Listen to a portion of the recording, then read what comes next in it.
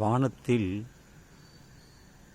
என்னால் பல கிரகங்களையும் நட்சத்திரங்களையும் பார்க்க முடிகிறது.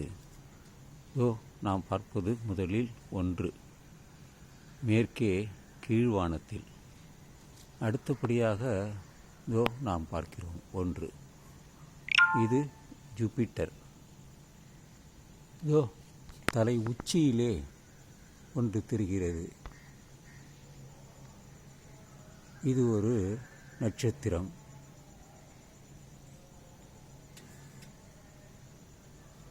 இன்னும் எத்தனையோ பல நம் கண்களுக்கு தெரிய வருகிறது.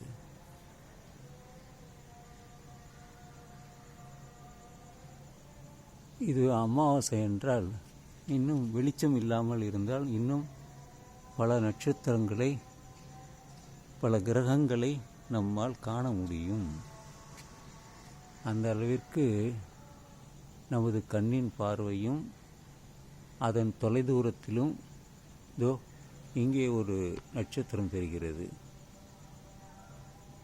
என் நட்சத்திரம் தெரிகிறது.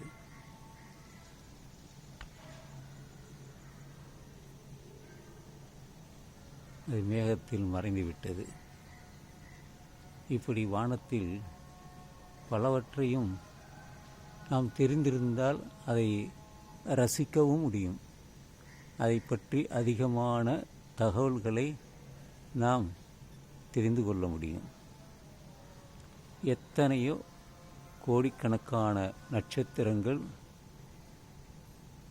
பூமியை சுற்றி இருக்கக்கூடிய கிரகங்கள் நம் கண்ணுக்கு தெரிய வரும்.